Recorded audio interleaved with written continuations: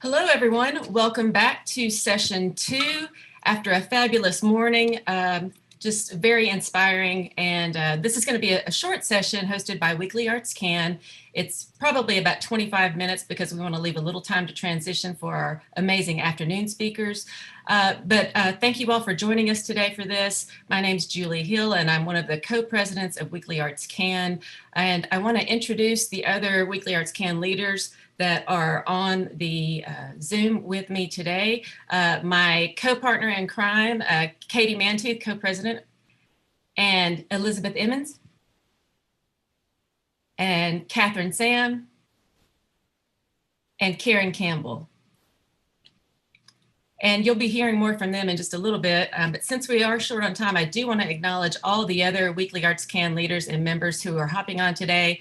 And I hope some of our school board members and administrators in our school board system who have been so incredible to work with. So I want to go ahead and jump right in since this is a pretty short session and just give you a little overview. We are about 2 years old, I think, right, Katie?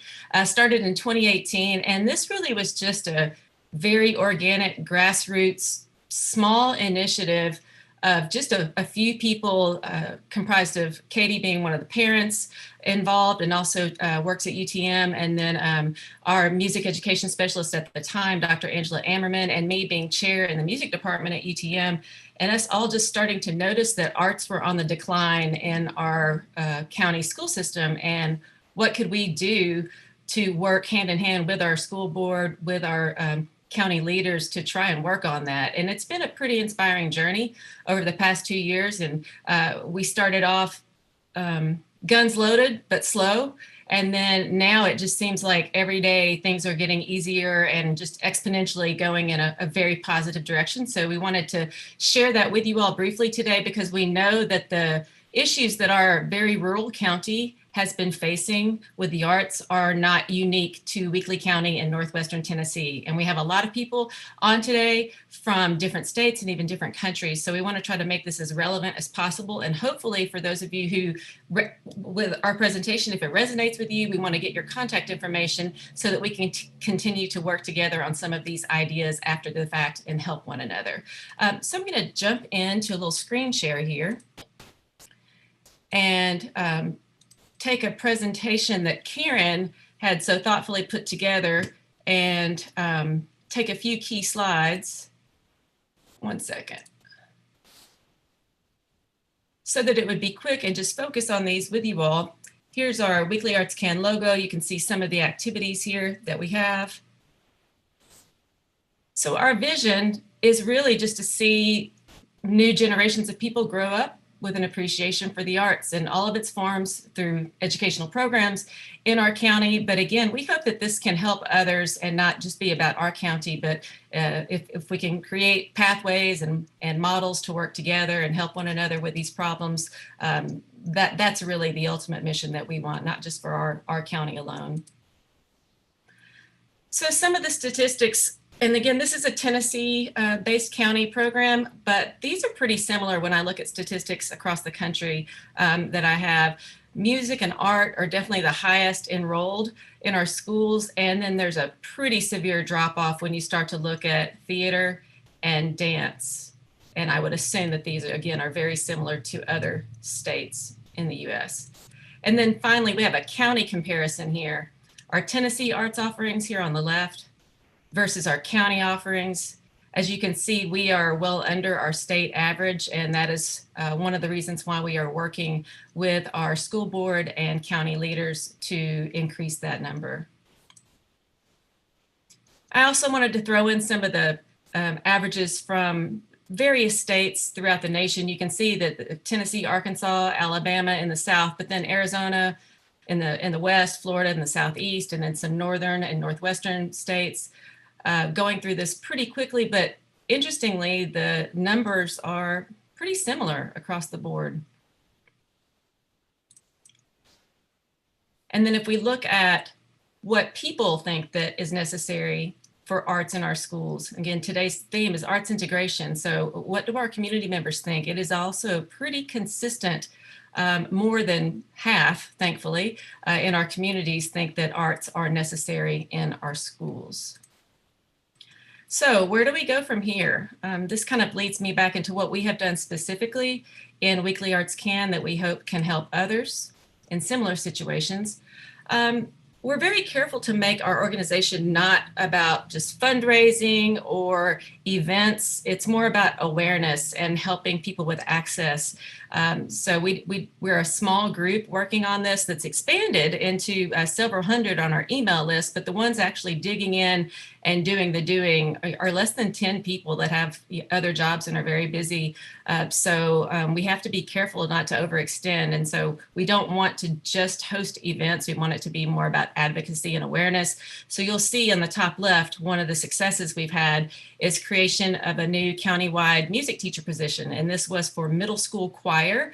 That was an easier sell because it did not involve instruments in all the schools, which is a separate conversation, but that happened pretty quickly and we were very proud of that. The other three items here you can see are events that involve the community. We made a giant mural as part of we have something here, we're in the South. We have the soybean festival. I know that sounds crazy to some people on today, the magic of the soybean, but everybody goes crazy for it. So we wanted to capitalize on that enthusiasm with our soybean festival. We started with our community. We have a summer series community band performances every June. And so we started thinking, what do we already have that's going on that's great that we could expand on to support the arts? And we started this Posters in the Park. And then we had a School of Rock last year event as part of the Soybean Festival, a mural art contest on our Greenway. We started something called Arttoberfest in the fall, and we honored our county art teachers at that event. We hosted an arts advocacy conference with Tennessee Arts Can and Americans for the Arts, and we hosted that on our UTM campus, which was great. We were the only rural host of one of those conferences when they toured our state last year. And then we hosted a weekly county art show, as you can see here at the bottom, which we were so very proud of. A few other things to just mention. We now have county theater after school, which has been a great development. It's not during the school day, but after school is a start.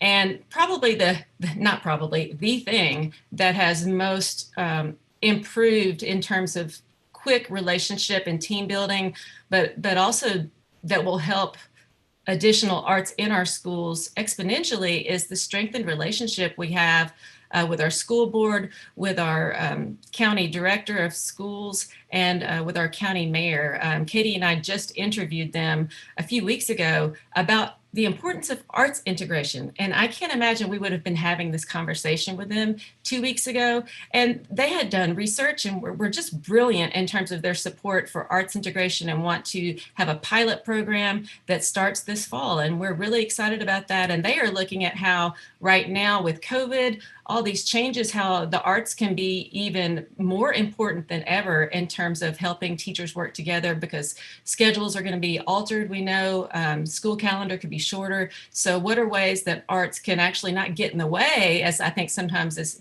misconceived, but how can we actually be the glue and be the help for all of our subjects? So we're very proud of that. Of course, the workshop today is listed on the right. And one of the other things we did during COVID, we have a lot of students that do not have internet access. We're in a very rural community, and we have a lot that were on getting meal deliveries. So we started creating different arts activities that were published free in our county newspaper and then also went in the actual lunch deliveries, the meal deliveries to every student in our county. So they had the option of creative activities with parents, sometimes grandparents that don't know how to do these things at home. So we wanted to be as much of a resource to them as possible and actually try to get them outside and away from the screen if they had a screen. So what can I do? What can we do? What can you do?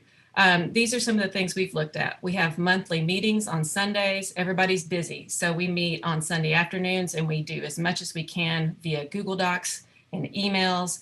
But it's important for us to have these meetings be working meetings. That's something we've definitely come away with because like everyone listening today, we probably are volunteering for 1,000 things, which are all wonderful.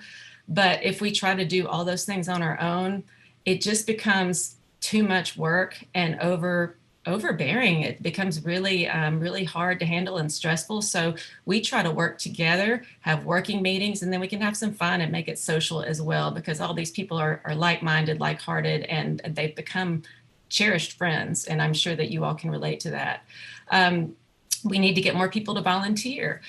We ask folks to sign up for our email list, and I'll be talking to you all about that lately if you would like to work together in the future. Contacting your local school board, contacting your local officials, your legislators at the county and the state level as well. Attending local arts events regularly. TV's never been so good as it is right now, but we've got to get away. We've got to support these things if you are in fact having events, and if you are not, there are probably ways to support them remotely. So it's still important to support even if they are not in the same location. And then lastly, in follow-up from today, we would like to ask that you consider emailing us at weeklyartscan, and please note the spelling on weekly, weakley, weeklyartscan@gmail.com.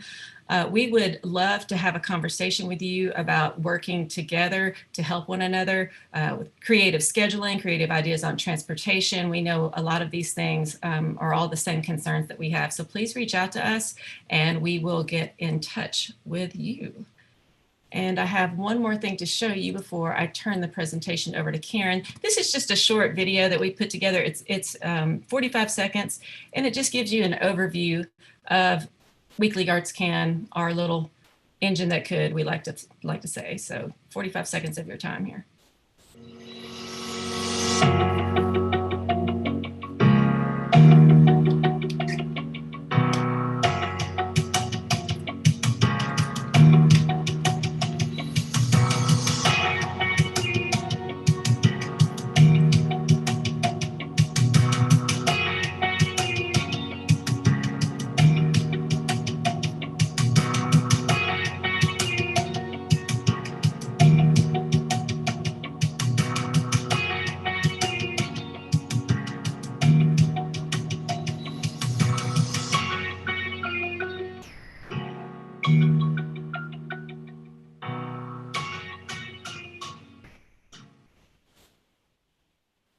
And Karen, I want to go ahead and see if you'll say just a few remarks, being one of our leaders, but also the unique position, if you would tell everyone in the county schools and how you see those relationships as having been improved the past 2 years.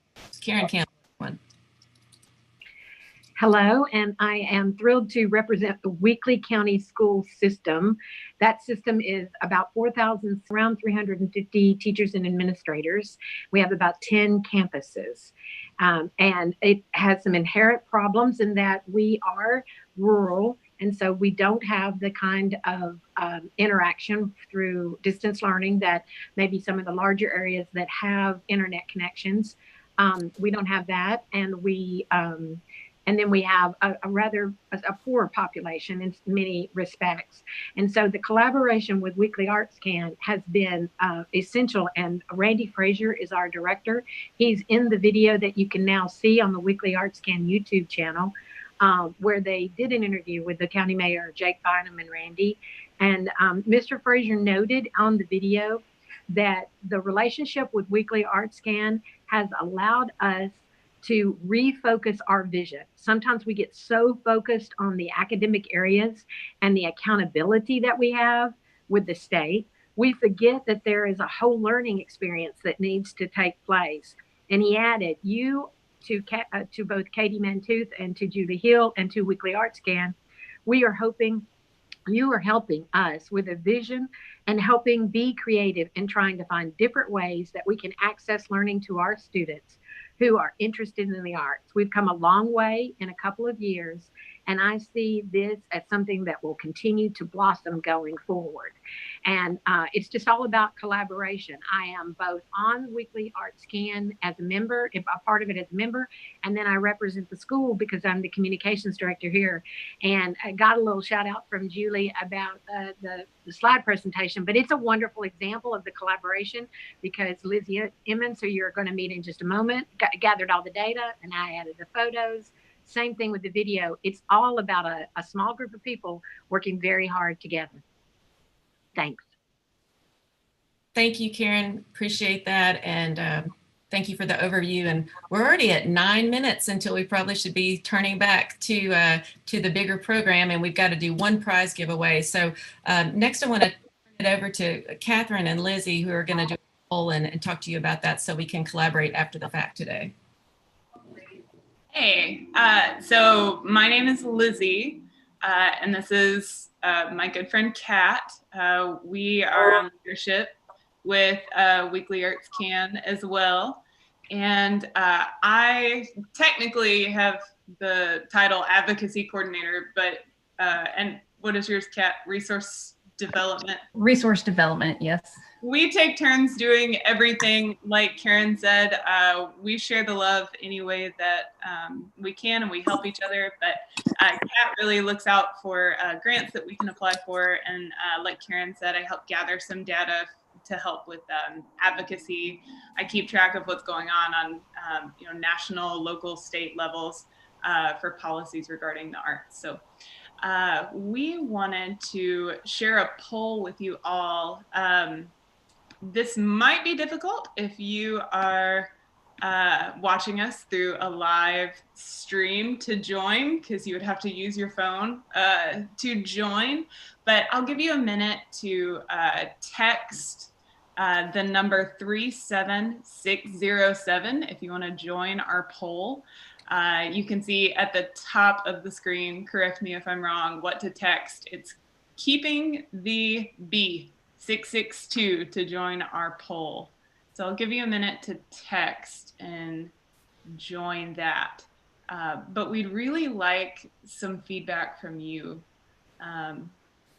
As far as, you're doing a lot of listening today about why, the arts are important and different ways to incorporate the arts in your classrooms. But we'd really like you to tell us what you personally believe students gain from the arts. So once you join, you can just text that same number and just give us one word that you believe students are gaining from the arts. Nice. Creativity, confidence, yes. Empathy. More empathy. More empathy. That's very important. Oh, there's so many coming in. Self-confidence, understanding, passion. Yes. All great things. Inspiration. Look at all of these. This is awesome, y'all. Gosh, yes. This is why the arts are important. Yes. Teamwork, success, inspiration. I'm assuming somebody put critical thinking, not just critical. Identity. Awesome. I really want to take a screenshot of this. I'm doing it. Screenshot. Awesome. Wonderful things. Agreed, agreed, agreed. All right, I'm moving on. Thank you for participating. One more poll question. This question is going to be multiple choice. And the second question we have for you is, what do you feel you need more assistance with for your students to be successful? So you'll text that same number, any of the options that you see, and it'll create some data for us to look at and take into consideration when we're planning for the future.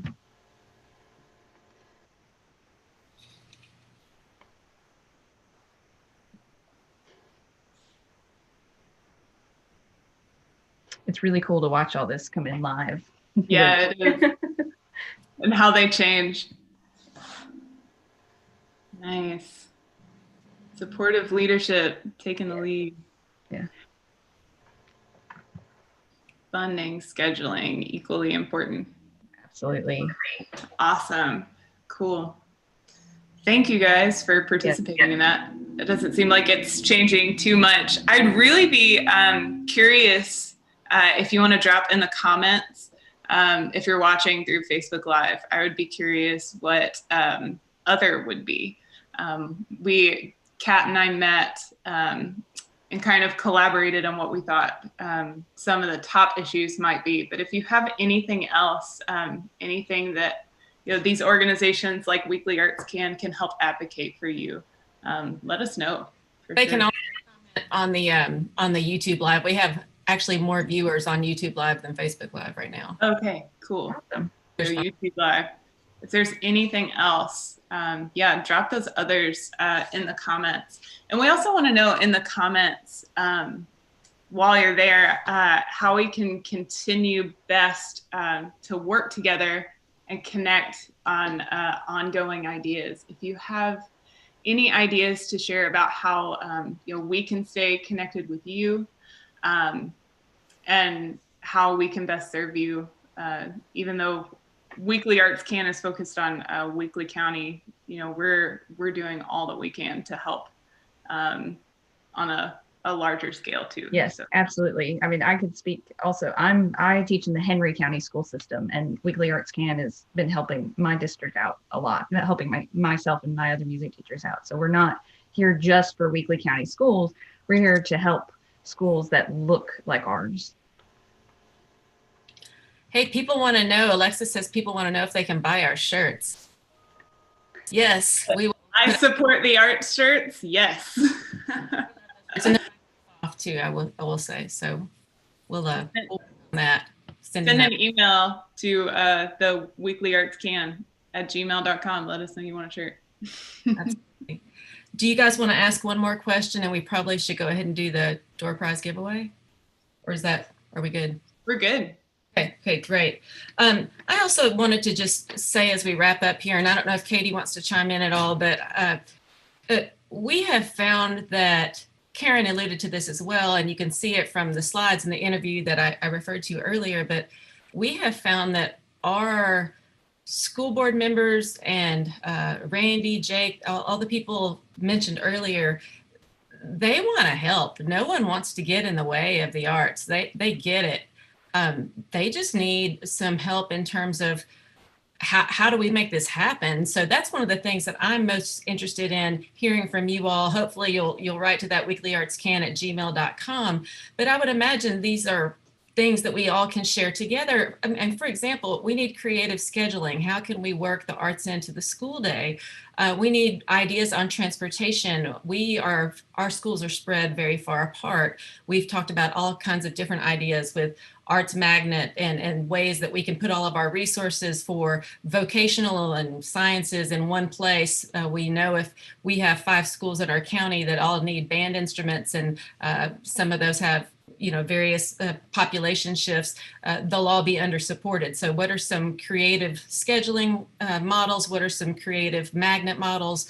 Transportation ideas, funding ideas. Of course, that's always a concern for staffing and equipment, but we know, again, that these are not unique to us, and these are some of our concerns, and our administrators and school boards working hand in hand to find out what are those models. Do you have something that works well and you're in a similar situation? We need to hear from you. We need to stay connected, and certain things we might be able to help with, you can help us with. So please, again, send something to the Weekly Arts Can Gmail, and include your name maybe and some more information, and we will connect after the fact, and we will also let you know how to get those t-shirts, and maybe you all can create. So we initially wanted this to be just a huge movement, a county movement across the country. And so if we can use those t-shirts as a template, and you can have those in your own counties, all the better. We don't want this to be about us. We want it to be about everyone. And that would include our friends in India, if they're still listening and awake. This doesn't have to be a U.S. thing either. I don't know the challenges that are facing you all, but I know you're signed up to this workshop for a reason. So please, I know there's people in 3 countries reach out to us, and that's make the world a smaller place, and continue the good talk, the good fight. Okay, it's 12:55. So we're going to give away a door prize. And I keep teasing that I'm going to use my constant companion. I know we all have animals in our Zoom meetings, but my little cat, which she is very shy, she's here. She has not left my side now for like 3 months, unless I've gone to the school office. And I printed out some of the participants. I don't know if they're on this session right now, but that's okay. And Little Cat's Paw went first to registrant number 27. So that is our next door prize. And I want to read the prize. It is one arts integration online learning session from Focus 5, which is really great. The sessions are listed. There's a link here, and Alexis, I don't know if you can post that, or Brad, if you can, but it's the artsintegrationconsulting.com/online-learning link. If we could post that. And I want to thank Sean Lane and Melanie Rick. They're the founders and co-owners of Focus 5, and I want to thank them for that generous door prize. And number 27 goes to, ding ding, Shelly Payne. Shelly is Lakeview Designer Center in MNPS, and she's a STEM teacher K through 4. So Shelly, congratulations. I hope this can be of some use to you. And we will make sure to get in touch with you so that you get your door prize. Do you all have anything to add here before I turn it back over to Brad?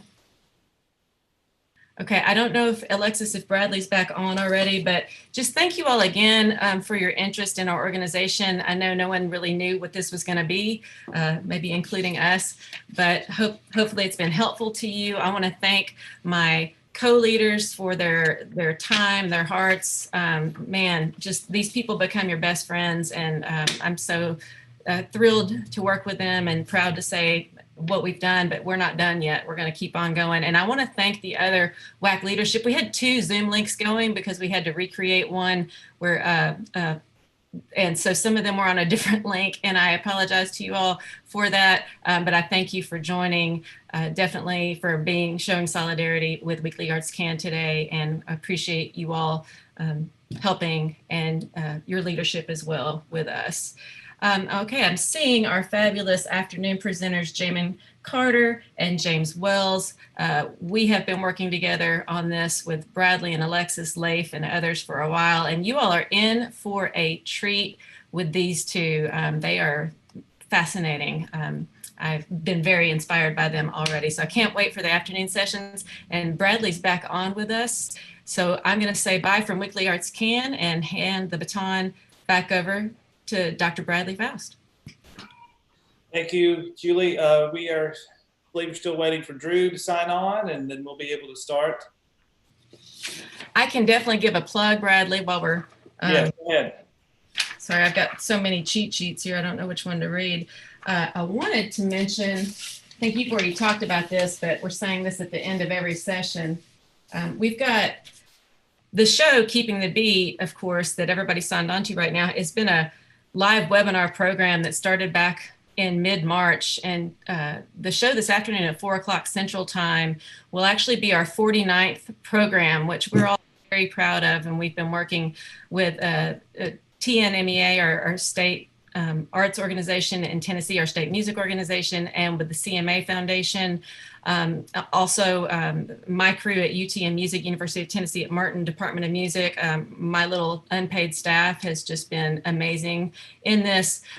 Alexis and Leif with TNMEA are both on today, and they have become best friends. Alexis, of course, has done a ton of the work for the workshop today as well, but it's just been wonderful to work with these individuals who live across the state. We're not in the same place. And so we've never had the opportunity to be that close professionally. And COVID has done some really positive things in that sense, to be sure. But they'll be presenting along with Todd Shipley at 4 p.m. Central Time today. And it's right on the same place, Keeping the Beat by TNMEA. And that will be on Facebook Live.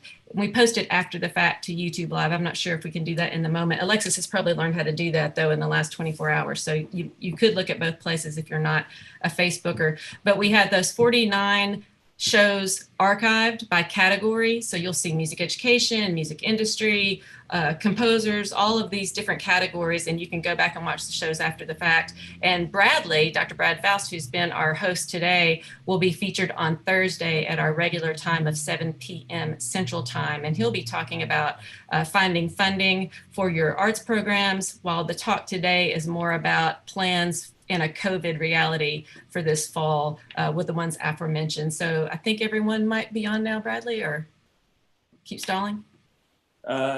I think we're still waiting for Drew to sign on, but I believe there we go. There's Drew.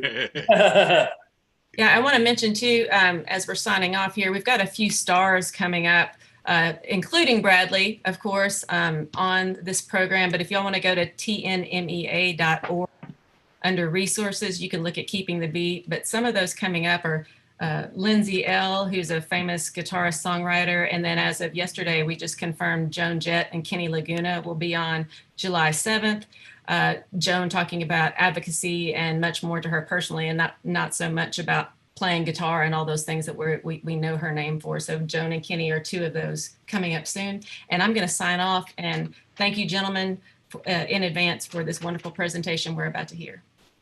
Great. Julie, thank you so much. And Weekly Arts Can team, thank you all for all the work you've done. Everyone that you saw on that presentation has been an integral part of making this workshop happen today. So we really appreciate your expertise and work ethic and support in making today's workshop happen. And now we're moving into our afternoon session. I'm really excited about the conversations we're going to have here. All of us on the session have worked together for quite a while in many different settings, and I'm really looking forward to talking. We had a conversation a few weeks ago on Zoom, and I told the group then I wish we should have just recorded that one and played it back today because it was almost exactly 90 minutes and it was just so engaging. And James and Jamin and Drew shared so many great strategies and ways of thinking that I know all of you are going to benefit from today. So we're going to dive right in. Our presenters have asked me today to not do any long introductions because we need to use the time we have to talk. So I will tell you though that James Wells is the Innovation Teaching and Learning Manager with Crayola and has worked in many other segments of arts assessment and arts management throughout the years and has taught visual art. And Jamin Carter is a Kennedy-centered teaching artist and arts integration consultant with Focus 5 Consulting. He's also worked as a in-class or in-school visual arts teacher, and both Jamin and James have a wealth of experience and knowledge that they've gained not only in teaching but in working as teaching artists all across the country. And every time I talk with both of them, I learn something new. And co-facilitating our session today is Dr. Drew Davison. He's a performing arts advisor with Shelby County Schools in Memphis, Tennessee, and also serves as a leader for the arts administration track with Tennessee Arts Academy. And we know we have an attendee that will be on the Arts Academy next month as a result of them giving away free tuition stipends. So we're happy about that. James, Jamin and Drew, good afternoon to all of you. Thank you for being here. And right now we're going to introduce James Wells, I believe, who's going to do a short presentation for us. And then we're going to dive into some questions we've talked about as a team, and then we're going to take questions from the audience. So James? Yes, ready to take away. Okay, yes, so first, welcome everyone. Thank you so much for taking time out of your day to join this fantastic presentation. I'm sure you've gotten a lot of great content and knowledge shared on today by a lot of very knowledgeable colleagues, both here in Tennessee and around the world. And speaking of around the world, hello, India. I hear that you are in the house. So thank you for joining us today, as well as many others across the US. You know, we're doing a lot of great things here in Tennessee and just so excited to share some of the things that Crayola is doing to support arts integration within the state of Tennessee, but also broadly across the US. So I wanted to take some time to really highlight some districts here in Tennessee, particularly rural districts, that has taken the charge of arts integration from varying levels to increase support in their efforts in building creative capacity within classrooms, district-wide, and throughout the community. So if you'll bear with me for a moment, I am going to share PowerPoint here with you. And when I share this PowerPoint, I'm also going to turn my video off so you won't get a chance to see my face here, because as many of you are probably experiencing, bandwidth is a thing that we contend here within my household, with my wife also working from home. So I'm going to turn my camera off so that you can see here. And forgive me for all the emails that's scrolling across here. All right, so can you guys see my screen here? Brad, Drew, Jamin? Yeah, it looks great, James. All right, fantastic. So again, I want to share some information with you regarding arts integration. Again, what we've done in the state, highlight particularly 3 case studies in rural Tennessee districts. And what you see here on the screen is Create Ed Professional Learning, which is the education arm of Crayola, where again, we work with districts all across the country in building creative capacity and supporting creative strategies in the classroom. So again, we work in the state of Tennessee. And for those of you, I also reside in the state of Tennessee. And for those of you that's not familiar with the state, it's a pretty long state. And we are separated out by 3, what we call grand divisions. We have the West, Central, and Eastern divisions of the state. And this was not by design, but what happened here as we were establishing partnerships across the state, we established 3 partnerships, again, that I want to highlight here within each division of the state. We first, we have a partnership that I want to highlight here is with Fayette County Public Schools. Secondly, I'll highlight a partnership with Murray County Schools, which is in the central region, right outside of Nashville. And Fayette County is right outside of Shelby County, which encompasses Memphis, Bartlett, Germantown, Carterville, and others. And then lastly, I want to highlight Hamlin County, which is not too far from Knox County, Knoxville, Tennessee. And in addition to these 3, we also work with Bartlett City Schools, where Brad is the fine arts supervisor there. And we also work with Shelby County Schools, where again, Drew Davison serves as fine arts advisor there in the district as well. So when approaching this work, everything starts with the belief. And I want to highlight just a few bullets among many that we often discuss within Crayola in terms of what do we believe is possible as it relates to creative teaching and learning. And you see a list here on the screen. And I want to push all of you to think about, as you enter into this space of creative teaching and learning, albeit arts integration, project-based learning, STEAM, STREAM, SWEATER, I've heard them all, right? We have many acronyms that really highlights what we believe the arts can do as it relates to crossing in different subject areas. But, all of this, I believe, starts with the belief, right? And this is, again, what you see here on the screen. We believe, arts infused education engages students and results in memorable learning, right? So, in thinking about that, for many of you, if you take just a few seconds and think back to a moment in your schooling, what moment stuck with you?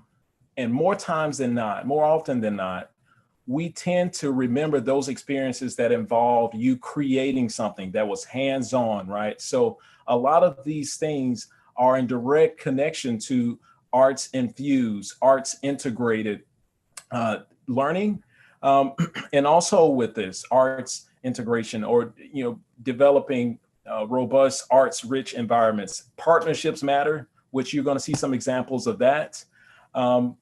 Educators and students are empowered by creative leaders, right? So leadership is such an essential component of establishing arts rich learning environments. And leadership doesn't necessarily associate with a particular position, right? Leadership, what we believe and talk about, is a mindset for all, right? Creative leadership teams, help to enhance a collaborative culture. And I'll talk more about that, how some districts have taken that creative leadership team approach And then lastly here, a bullet that I want to point out that is very relevant for today is creative teaching and learning gives students voice and prepares them to lead not only tomorrow, but today, right? So in thinking about these statements here, I want to charge you while you're in this webinar right now with us all. Answer this question below. What do you believe is possible through creative teaching and learning? Jot that down, reflecting on that, digesting that. That's so important because that's going to begin to lay the foundation. Your belief will lay the foundation for you to be able to lead in this work, right? So again, these are our belief statements here, and I want to encourage you to think about this question as you begin to infuse and research arts integrated strategies to support for next school year. So first, I would like to highlight Fayette County Public Schools, which again is right outside of Memphis, Tennessee, right outside of Shelby County. And they've taken a pretty interesting approach. So Fayette County, this partnership, this arts integrated approach, infusion started with the superintendent and the board members, right? So that is, for some districts, that may be quite unusual for a superintendent or a board to encourage this sort of approach, but we met them, we discussed, and aligned on a lot of initiatives that's happening there in the district, one being Imagine 21, right, where they had a strategic plan where they wanted to imagine this bright future for their students in this district to be future ready and using and leveraging creativity to do these sort of things. So for them as a district, it made sense for them to start in what they call STAR Academy, which is an advanced learning group of students, K-8, right? And it's built on these 4 foundation or fundamental principles of science, technology, arts, and research, which of course makes up the acronym STAR. And this is a full-time classroom. So it's not just a pilot program. So these are across many buildings in this district, this STAR Academy.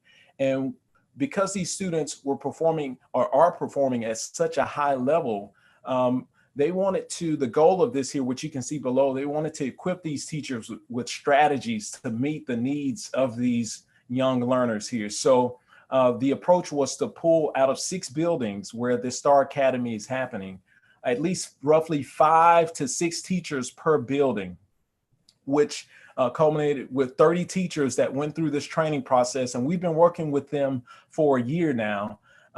And their district leaders are engaged. So this is something that is being deployed from their academic office. The chief academic officer is supporting this work and directly oversees this STAR Academy. So with their approach, this all bubbles up or comes to a T at the district level, where they're providing support and direction and encouragement of infusing these strategies. So in terms of funding, the district has made the investment to do this sort of approach, which again happens in many districts, and some it doesn't happen. So we'll discuss later what other options you have available to you to support again this approach of infusing the arts throughout the school building. So in terms of courses, what sort of training have they received? We start with creative leadership because we believe that is foundational for any process to occur, right? In terms of building a systemic strategy or a school-wide strategy, we believe establishing those leadership principles is important for creativity to live and breathe within the school. And then we build from there. So after creative leadership, we moved on to multi-literacies, where we look at parallels between the arts and ELA and math and science and social studies. And then we moved on to STEAM. So they received 3 courses to, again, support their journey. And again, this started at the district level, superintendent, board member influence, and they supported the push down where it ultimately landed with reaching 6 buildings through their STAR Academy. So a very piloted approach in doing this, because the district is much larger than 30 teachers, as you can imagine. So again, very intentional and being very strategic and piloting this approach here. So this is Fayette County Schools. The next is Maury County, which again is right outside of Nashville, Davidson County, and in that area. And Maury County was a little different, right? This, again, there's assistant superintendent, Dr. Ron Woodard, had a vision for these 3 elementary schools that were not performing as well. And this is a school, these 3 schools were high poverty schools, are high poverty schools. So when he approached us, he was looking and thinking of ways to innovate and help to change the narrative of these schools, right? Great community, great teachers, great students, but he was looking for some creative spark to get these schools starting to shift in the right direction. So we began working with Dr. Woodard, which again, district level administration, highly engaged. And across these 3 schools, they created what we call creative leadership teams, which 30 teachers, 10 teachers from each building came together for training in leadership, in literacies, in STEAM. And not only were those teachers there for the training, their principals showed up every training. They were there from the moment that it started to the moment that it ended for consultancies and everything in between. So they were highly engaged and committed to this work and aligned and gave teachers the autonomy, the knowledge, the requisite resources to be able to support the infusion of this work district-wide, right? So not only that, this district is, in Fayette County, I can say the same as well, highly engaged online. They're telling their story about the great things that they're doing. And, you know, I wanted to give a nod to the paper here that you see at the top of the screen, Time to Be Creative. They wanted everyone to know that this is the direction that we're taking. We're putting our stake in the ground to say that we are committed to creativity and we believe in creativity for all. So they wanted to have that experience for their students. And again, the goal here that you see at the bottom is they wanted to increase academic performance and engagement in those schools.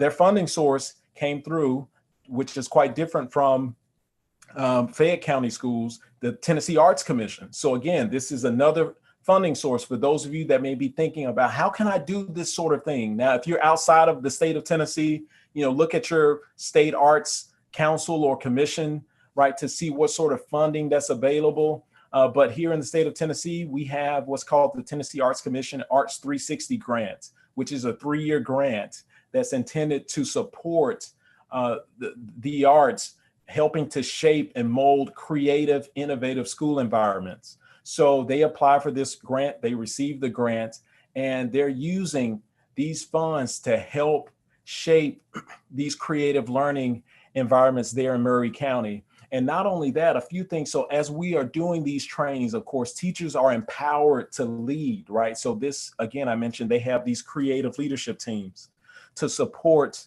the rollout of this here. And teachers go back and meet in PLCs and small groups and staff meetings, and they are redelivering content to support, and that's directly aligned to arts integrated practices. And if you look here on the screen where you see in the middle, it says day 2, and then there's a little note, Tuesday, 3:45 to 4:45. My dear friend there, she is Maggie. Maggie, if you're on here, hello, Maggie. Maggie is there at Highland Park Elementary School. And on Tuesdays, Maggie and Bethany's the music educator there.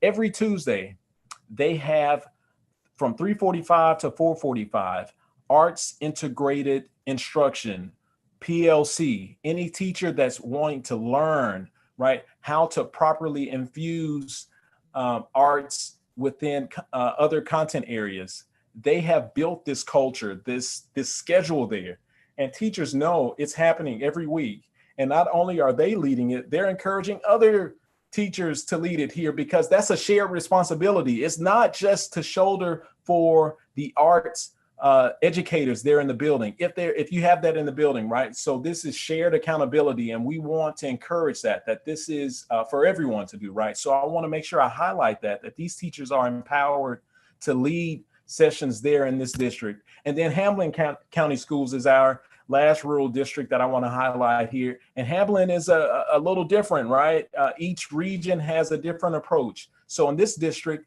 11 elementary schools are a part of this here, 33 teachers. So they have 3 teachers that represents the leadership team here in this district, right? So we all come together. Again, they've had training in leadership, literacies, and STEAM. District leaders and principals support this approach. District leaders are also at these trainings to support this here. But the interesting thing about this here is their community partner, Hamlin County Excel, is actually the local education foundation, and they spearheaded this whole movement there in this district, right? A part of their strategic plan years ago, I think it was 2012, they started this initiative called Arts Builds Skills, right? And they used this initiative to help bring more arts instruction into the elementary schools. And then that initiative morphed and changed somewhere around 2017, where we began to work with them because they wanted to help broaden the understanding of arts integrated strategies and use the arts to improve academic performance, right? Problem solving skills. They wanted to use the arts to boost self-esteem, right? And self-expression. So they were looking at these very important skills that they wanted to see in their communities.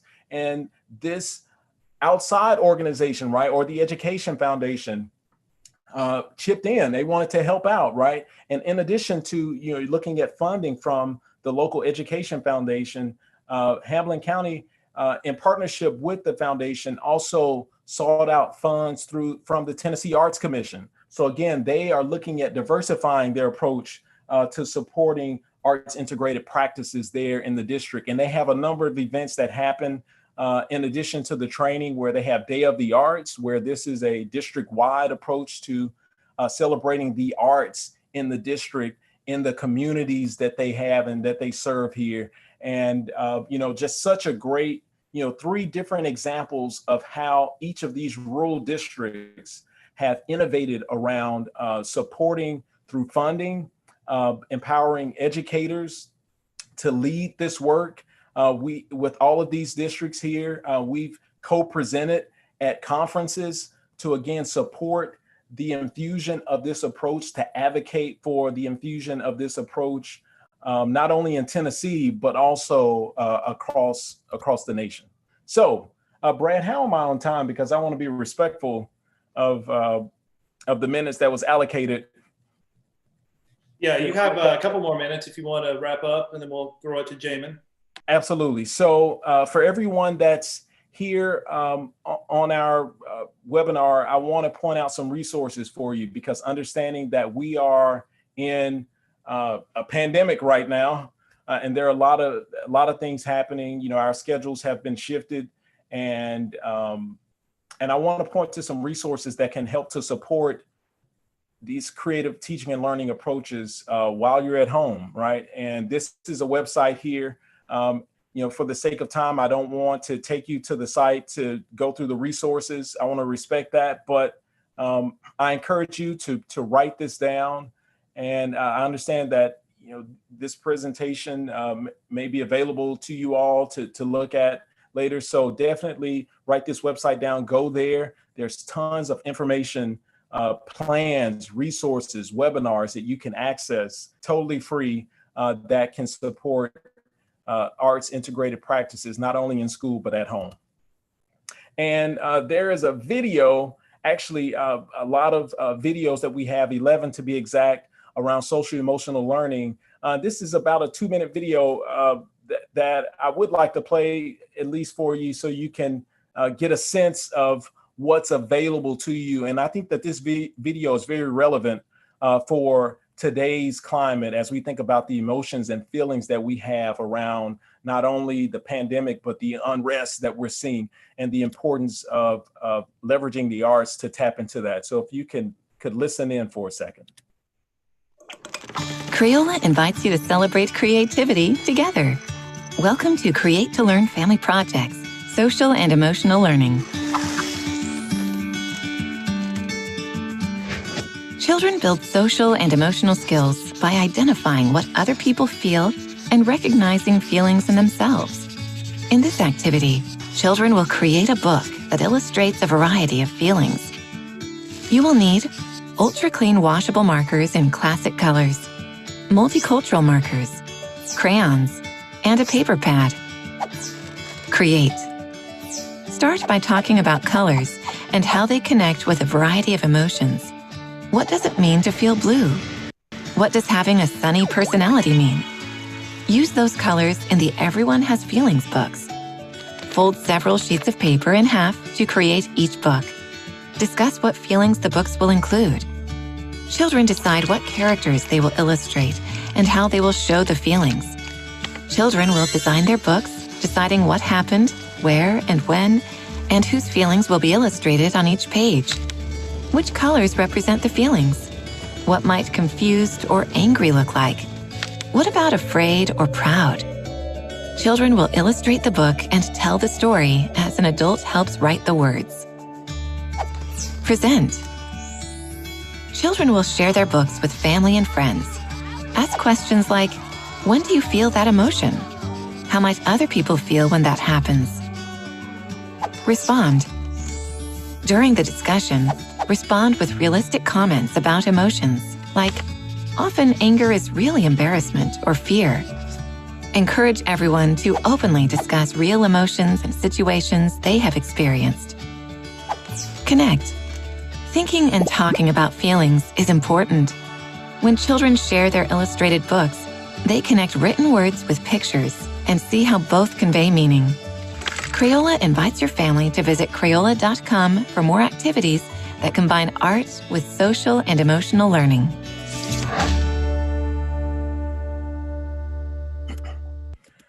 So again, this video is available.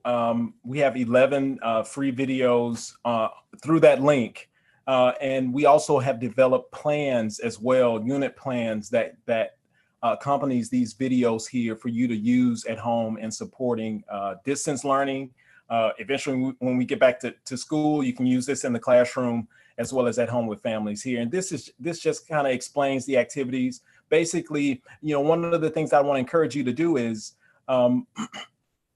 everyone has feelings, and it's important for us to get those things out, right? And if you notice in the video, the social emotional art connection was aligned to those standards: create, present, respond, connect, right? So this is all standards connected, standards driven, that touches very broad subjects within the arts here. So I want to end on this here. For all of this to happen in Murray, in Hamlin County, in Fayette County, in Bartlett, Shelby County, and many others, it starts with a belief. Advocacy begins with a belief and results in change. And we have to map the change that we want to see here. So you see an example where this person drew out their future, their current state, which was inconsistent use of arts integration, and where they want to be in the future. And they looked at different paths to get them there. So mapping your steps out, right?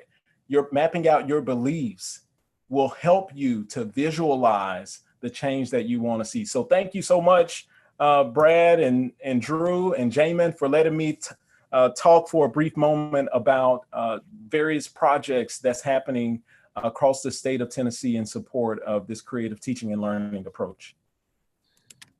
Great, thank you so much, James. I know I can speak for the folks in Bartlett that we are blessed to work with James in our district, and Drew can say the same. In Shelby County, we've learned so much from James, and we really appreciate you, your professionalism and your knowledge, and being willing to share that with all of us today.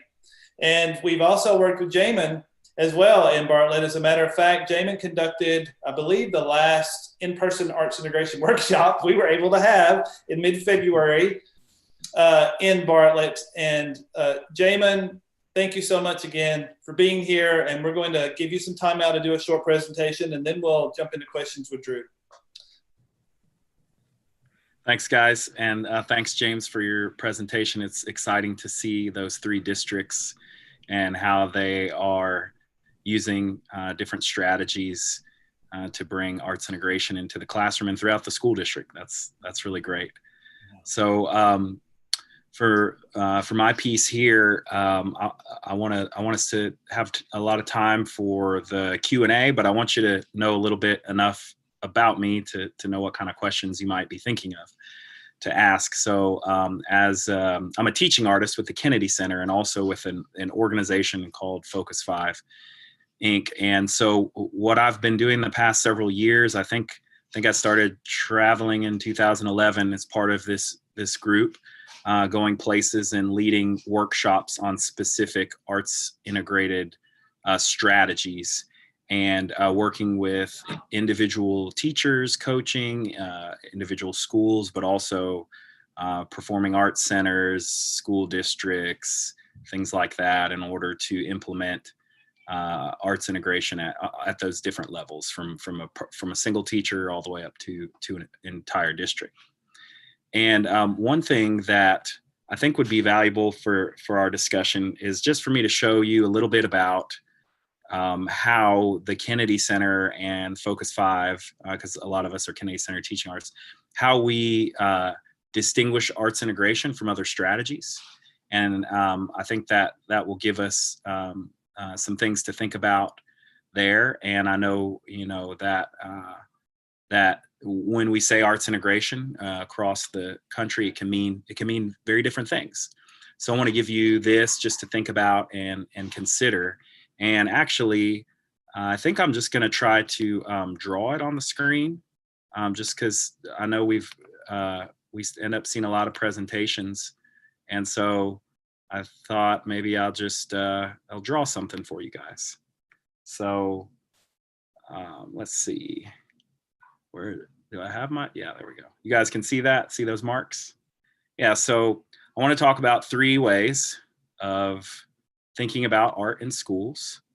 And so I'm going to create this little pie chart here. It's going to be a perfect circle. And I'm going to divide that up into 3 spaces. And the first way is art as curriculum. And this is one that we're all familiar with. And that is when you have a painting class or a music class or a dance class, and the instructor's focus and main concern is to teach the art form and to do that according to the standards that the district or the nation has, whatever that district is aligned to.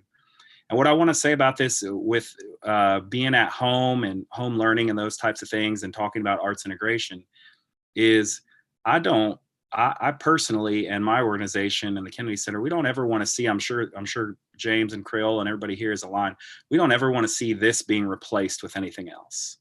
That we always want to, however we can, make art for art's sake instruction available to our students and to be able to be trained by arts professionals. So somebody who is highly qualified to teach that subject area. So that's one of the ways that arts exist in schools, and it's really important. Another way that we talk about is arts enhanced curriculum. And some people use this to describe arts integration. We distinguish it though. And the reason is because of this factor here. So how did you learn the ABCs when you were a child? You learned it through a what? Song, right? You learned how to sing, and that helped you to memorize the order and the sound, how each letter of the alphabet sounded. So you learned through the music, and the music helped you, but you didn't learn anything specifically about the art form itself. You didn't learn about tone, you didn't learn about dynamic or any of those aspects of music. And so in arts enhanced learning, the art enhances the learning experience, but not necessarily are you learning about both at the same time. And then the third way, and we want this in school and we need this and it's important, and there's lots of things that might get called arts integration that we would just call this arts enhanced learning instead. It's good. And the third way is arts integrated curriculum. And the way we describe that is, I didn't think about that I'd be spelling in front of a few hundred people before I did this, but I do it all the time in workshops and I don't worry about it. So anyway, arts integrated instruction is where you have standards with the art form and you have standards with another subject area, like let's say ELA. And first you teach the standards of the art form first.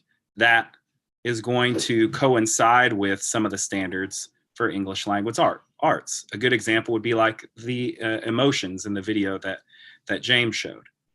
And then as students gain capacity with a few art skills, then we start to meet ELA skills through the art skills that we've learned.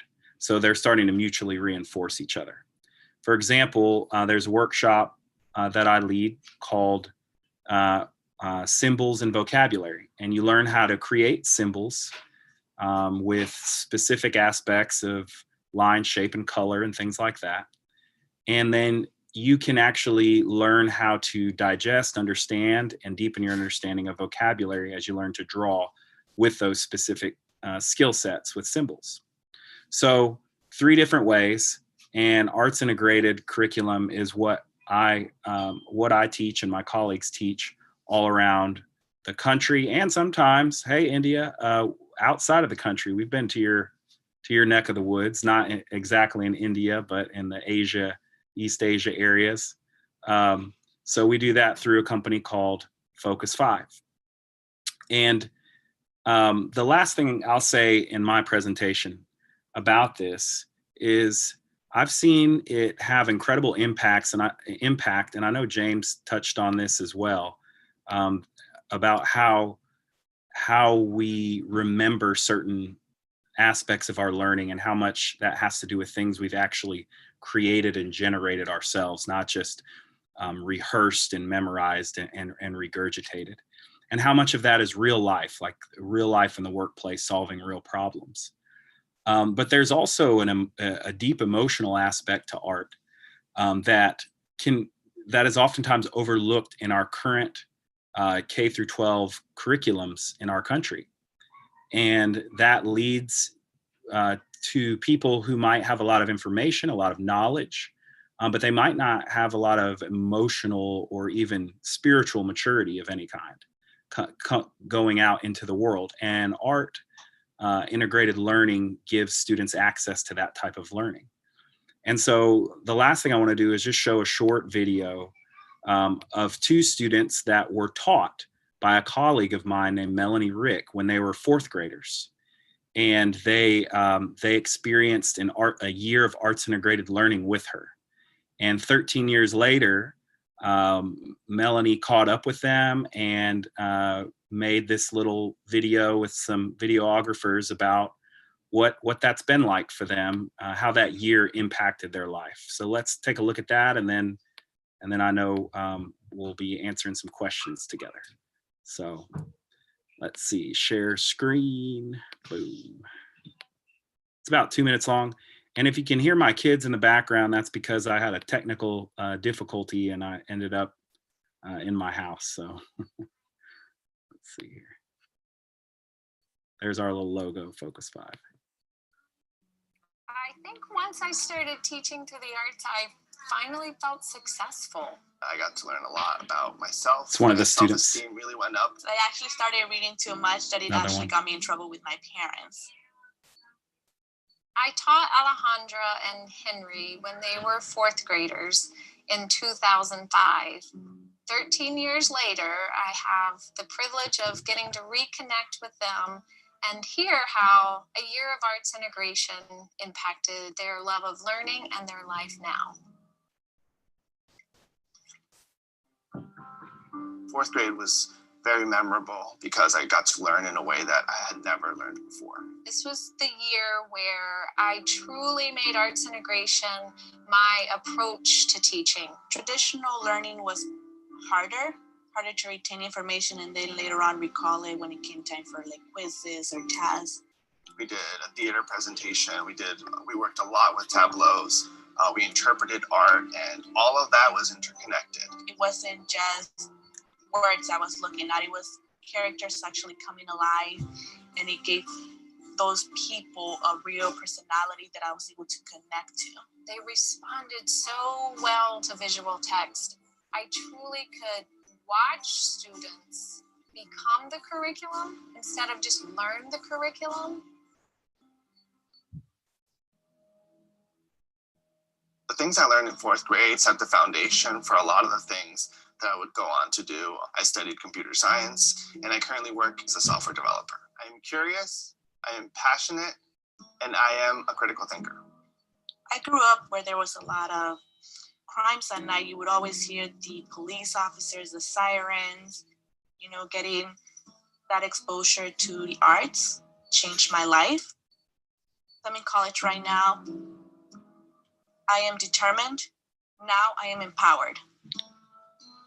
There are Henrys and Alejandras across the nation, waiting for a teacher who will engage them through the art.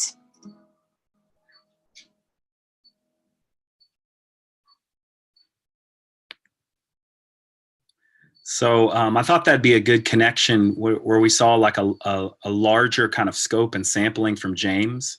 I wanted to complement that with kind of an anecdotal story there of a couple of students. And one final anecdote about that video is there was a lot of footage that was just unusable because Melanie, the teacher, was just bawling because of the emotional impact that reunion had with her students, reunion had on her emotionally. So anyway, thank you guys for letting me share a little bit there, and I'll hand it back to you guys. Jamin, thanks so much. We didn't teach those students, and I bet some people online today are crying now. And I saw someone comment, this is why we do what we do as educators, and to have that connection with students and make that sort of impact, and to see that years later, it speaks to the power of the arts. Not like, as you said, not just as curriculum, but integrated with all subject areas is so important. And so now we're going to get into I want to make sure we have plenty of time for questions and answers. I know we'll have some questions from our attendees today. And so now I'm going to bring Dr. Drew Davison on, and he's going to start us off on a conversation on lots of topics. And toward the end of this session, we'll do some more giveaways. So Drew, go ahead. The floor is yours. All right. Thanks, Dr. Brad. James, so great to see y'all. How exciting is this? I was really emotional about that, looking at Melanie's work. We worked with her for a long time. There's so many great people involved in arts integration around the country. So happy to know that y'all are doing that work around the country and around the world, and that here in Tennessee, we're able to benefit from that. So Brad, how do you think all our listeners are doing? They've been kind of workshops all day today. I've got a couple of pretty heavy questions to start out, but I was wondering if maybe we give you a softball just so people can stand up and stretch a little bit and get their minds away and then come right back. So while our listening audience may be stretching and, taking care of their dogs, getting a drink of water and, occupying their kids on hopefully something creative, I've got a question for Jamin and James about something fun, about movie soundtracks. If y'all had to quarantine by yourself with no internet access, what movie, and I want to ask this for everybody, if you want to put your comments down in the thread, that'll be great. I'm not looking at those right now, but if you have a movie soundtrack or a film soundtrack or a theater soundtrack, is there something that you would want to take if you were in quarantine with no internet, only one CD, one record? What, you don't have to say what your top one would be, but what would be on your short list? Can I jump in? Yeah, go for it, James. So for those that know me, this probably wouldn't be surprising, but for a lot of you, this may be The Last Dragon, a film by the great Barry Gordy, and one of my all-time favorites, Willie Hutch. is that is one of the funkiest 80s soundtrack. Oh man, it's great. It's the karate takes on New York, Harlem. It meets Black culture. So it's like this mash of all of these different styles of music and art forms, being karate, and then Barry Gordy brings his Motown influence in that. So that's one of the best soundtracks, hands down. I would listen to that every day, every hour during quarantine. I actually have listened to it quite a few times. Outstanding. I want to quarantine with you. What about you, Jamin?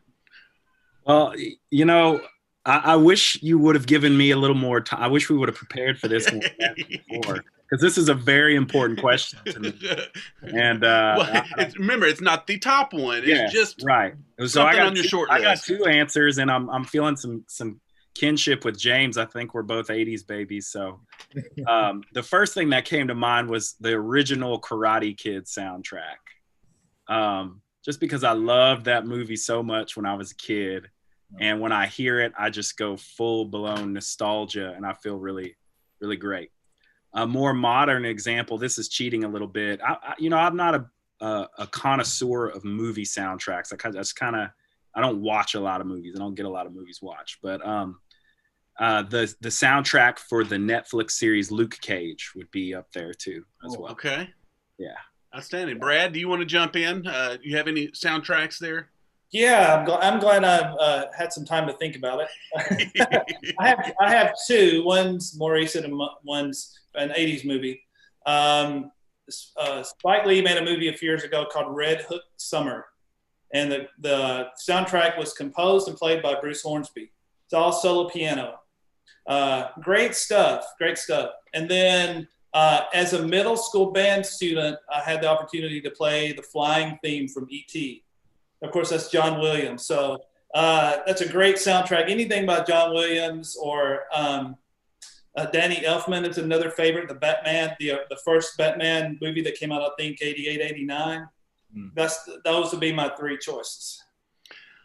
Well, that was a little fun. Hopefully people had a chance to stand up a little bit and think about the role of the arts, whether it's media and the music that's surrounded. It's what moves us. It creates a type of soundtrack to our lives. And I just think about all the young people that we're trying to influence and try to give an infrastructure of support where adults are surrounding them with this bait that says, we need you to bite here, because if you bite, you will live a life of passion and beauty and empathy. And those are the things that we do in the arts. So thank you for indulging me there a little bit. So the world has changed in the last 4 months. I was just talking with a good friend in DC, and he was really expressing the urgency of getting back to school because of how far behind kids are going to be after having no school for the last 4 months and going into next year. And while I do agree that there is a lot of great urgency, when we think about how much the world has changed since January, never have we ever seen the history of humanity, so many young people absorbing information. They're probably absorbing more information through YouTube and whatever they're finding at home. So there's a lot of information being absorbed by young people right now. We're curious as educators to get a little bit more involved in that. But we know that there's going to be some big changes because the world has changed in a big way. So the first question I have is like to hear both of your perspectives. It has to do with the pandemic, and I wanted to kind of set up the question.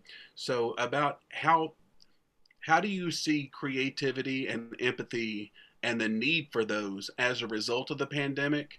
And I want to set that up knowing that both of you have been classroom educators in the arts. You've both worked in various administrations where we've seen nationally the ed reform movement. Y'all both been heavily involved in supporting young people through the ed reform movement and the post-ed reform movement with the expansion of school choice across the nation. So we know that administrations have a big hand in what's seen as far as valued in what's taught and learned and y'all have navigated that at each phase. My question about how the pandemic has changed the way that we deliver creativity and empathy education is what's next? What's next? Jamin, would you mind starting us off there? I couldn't hear if you said James or Jamin. Jamin, there you go. Okay. Jamin. All right. Yeah, I think I appreciate the context of that question. Yeah, we are, as much as everybody's in a hurry to get back to normal, it's not gonna, there's no normal we're gonna be getting back to, in my opinion. I mean, we're in the midst of a huge shift, and our country is having to deal with things now that have been right under the surface and peak with all the racial unrest and the protests and all these things. And so I think as far as education goes, I think we're definitely at a crossroads where there's been a significant disruption and interruption to kind of the status quo that we need to consider real creative possibilities of what does it mean to move forward, because we're going to get further along before we can somehow get back to all kids in the classrooms and those kind of things across the country, which means kids are going to get further behind in what we consider behind right now. Still, we're trying to figure out, are we going to hold on to that? Are we going to let go of it and discover something new? Mm-hmm. And I think the way students are consuming information is a key aspect of that. It reminds me of in the 1500s when the printing press really became utilized highly in Europe, and people in Germany and other places around there started getting exposure to a lot of content that they never had exposure to before. And so our students have access to a lot of information. And in America, we've still been operating on mainly communicating lots of information and testing how much information students remember, although that's changed somewhat, and I think this shift with not having students in school regularly, teachers having to come up with creative ways, as well as the bombardment of the things we used to try to evaluate intelligence with, leaves us at a point. This isn't an answer to the question. This is saying basically this is a very, very important question, and if we rush to try to catch up, we're going to miss a big opportunity to bring our country and our part of humanity into the next phase of what education needs to look like, so that we can become a stronger human race and we can heal from our histories, and that's so much more important to me than an ACT score or something like that. So that's my riff on that. Great comments. James, I'm interested that's perfect, Jamin. James, I'm interested in the same question. And also, before you wrap up, James, I'd like you to address a little bit about school choice in there as far as it relates to arts integration. So if you could answer the stated question and then pivot to school choice to set up our next chapter here. Absolutely. So I think that with all of this, so we all recognize that we are in a situation that is quite unusual. The good thing about this is everyone is leaning to creativity, whether they accept it, whether they know it or not. So we're all using our creative insight and power. So I think that for us to really use this word creativity, first we have to align on, does everyone know what creativity is, right? What are we using here, right? So it's not, so I think that this is a moment for those that's more arts minded, trained in the arts, to help our peers who may not truly know what leveraging creativity is all about, to help align them on what this definition is. And first, we have to let them know that it's not about how well you draw or play an instrument, right? Creativity is a mindset. It's solving problems, right? It's looking at things in new ways, coming up with solutions that work. So we're all doing this right now. So whether you are planning for the new year, whether you are, thinking about how we're going to teach kids in a very distant way, we're using our creative mindset. So I think that that's one, what we have to recognize. And then two, connect that to, now this is real world, right? We're using our creativity to create solutions that connects to the real world, which is a real job skill, right? This is something that's necessary. We've been using creativity for all of humanity. Since we've been here, dropped here on this earth, we've been using our creative insight. So now helping people understand what creativity is, helping them understand that that connects to real world. Now, if we believe that, now we have to provide these same experiences for our students, right? Because they're gonna leave us, right? They're only with us for 13 years, K-12, right?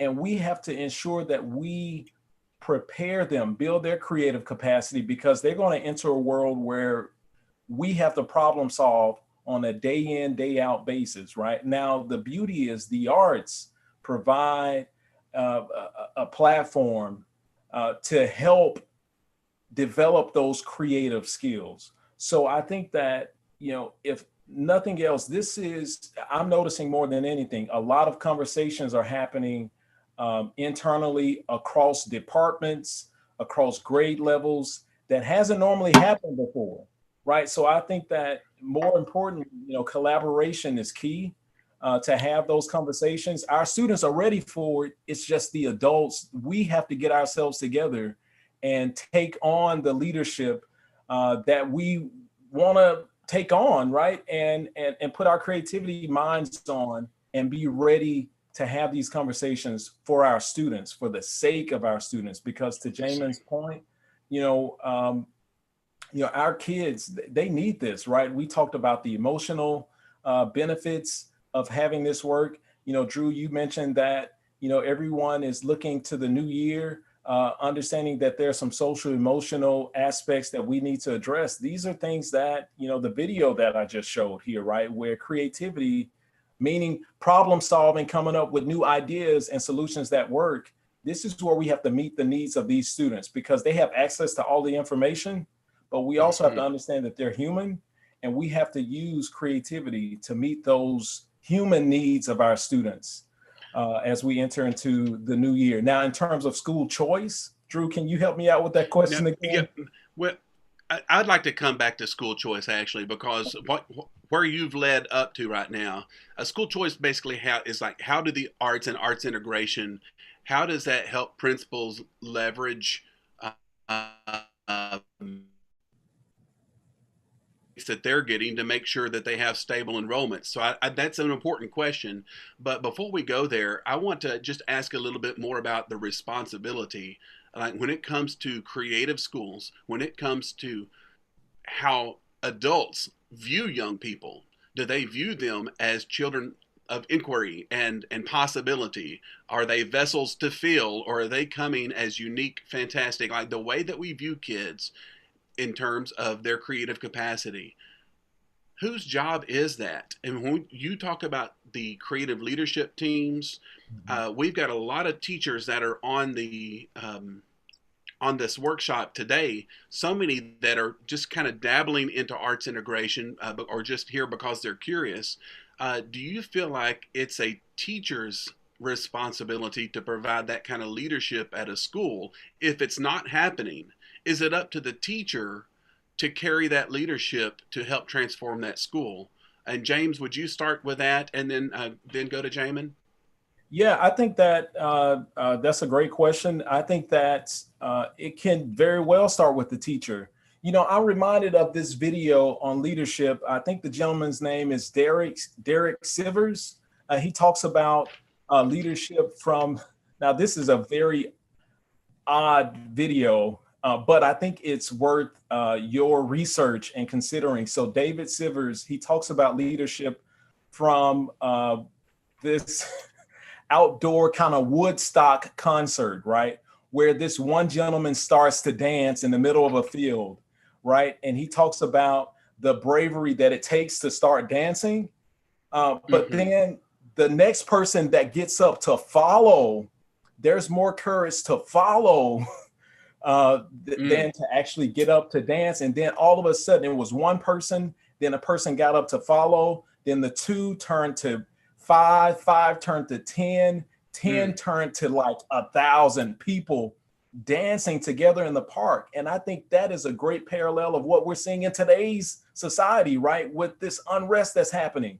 One person is getting up, voicing their concerns, then a second, then another. And now we're seeing streets filled all across the country, right, in support of, you know, ridding this unrest that's happening far too long. So connect that to arts integration. All it starts is with one person. It could be you, right? It could be you as the educator to do it, to believe in it, right?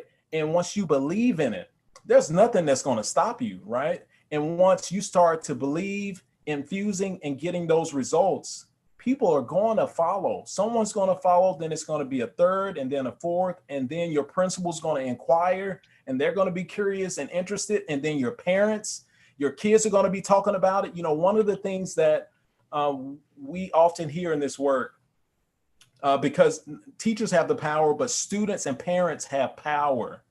And if students are talking about, I cannot wait to get back to school on Monday for so-and-so's class because we're doing this, then the parents are going to start talking and they're going to start talking to the principals. So it creates this groundswell. So teachers are in the prime position to lead this work because the ones who benefit the most are our students, right? Who are going to lead our society one day. So I would say that, yes, teachers, educators, it can start with you. If it starts with your building leader, great, but you have the leadership capacity to do it, and you should do it. Well, James, that's fantastic. I want to ask Jamin, and hopefully you will have an opposing viewpoint, so like our drama numbers will come up. You know, we'll start some James, good I don't like social media drama. You said, and I'm about to say something you're not going to like hearing. But for real, Jamin, tell me about the role of the teacher. Like if a teacher is passionate about making sure that the campus that they show up to every day is transformed into places of inquiry. Yeah. So I'll share my answer in the form of a story. When I was a high school teacher, the announcements came on and the principal came on after some event had taken place in this big public high school. And at the end, he said, "You guys are leaders, and so you need to lead," you know, something to that effect. And he got off. And I said, "Hey, I appreciate what the principal had to say, but you guys aren't all leaders. In fact, most of you are followers. And so if you know you're not a leader, then pick somebody worth following."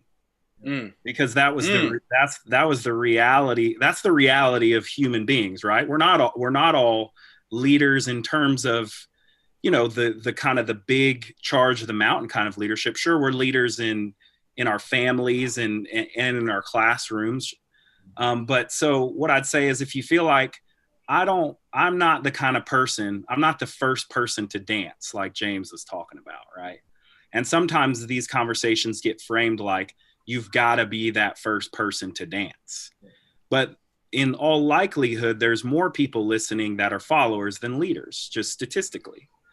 And so what I'd say is, who are you following? And if there's not anybody in your building to follow, then find out where you can follow, who you can learn from. Because at the end of the day, here was my dilemma in the classroom is, I've got things that I'm being told I have to do. And some of those things are things I would do anyway. And some of them are things that I think are actually harmful to being able to best educate my students, or at least hurtful, maybe not harmful, could be harmful. And so at least an annoyance. Yeah. And red herring of sorts. And so what I had to decide every day is, how do I make those things work together so that when I go home from teaching, I can feel like good about what I just did in the classroom. that I feel like I'm making a contribution to my students' lives. Because sometimes when I lead workshops, teachers say, well, I would love to be able to do this, but I have to teach this curriculum and I'm on this schedule. And I'd say, I had the same stuff going on and I still did it anyways. And my supervisors were always more impressed with when I actually did this work than if I had just followed everything to the T. And so I think in that way, that's our opportunity to be leaders in education, is if nobody's dancing in your school, or you want to start dancing, you've just got to do it and hope somebody else follows, or you got to find somebody else to inspire you somewhere else. I love it. If you want to feel good about what you're doing, if you want to believe what you're doing is changing a student's life. So James, Jamin, you've worked a lot in Shelby County schools. We partner with the Orpheum Theater there in the Orpheum Theater group. And so you regularly come and work over there. My question is going to pivot now to both of y'all about partnerships. In that if a teacher feels lonely, if they feel like this is where we need to go, but am I the one to start dancing? Sometimes if you've got a really strong partner that loves to dance, maybe partnering with them. And I think about Laurie Melnick in the southeast corner of the state in Tennessee, does a lot of great work over there. There's so many, almost every school district across the state is going to have some arts partner that they can lean on to get involved in this work. Can y'all just give some best practices on seeking partnerships and seeking common interest with groups outside the school? Yeah, things are shifting with the Kennedy Center, but that's always been, there's partnerships throughout the country, and the Orpheum has a partnership with the Kennedy Center. And so that's a big part of the relationship that I've had as a teaching artist with the Orpheum and with Shelby County Schools post being a teacher in Shelby County Schools. And so I'd say, yeah, that to be able to be a classroom teacher and move into arts integration, or an arts teacher and move into arts integration, it's essential to find watering holes and places, dojos, to go back to our movie references from earlier, where you can get the skills that you need. And you can't do that on your own, and you don't need to do that on your own.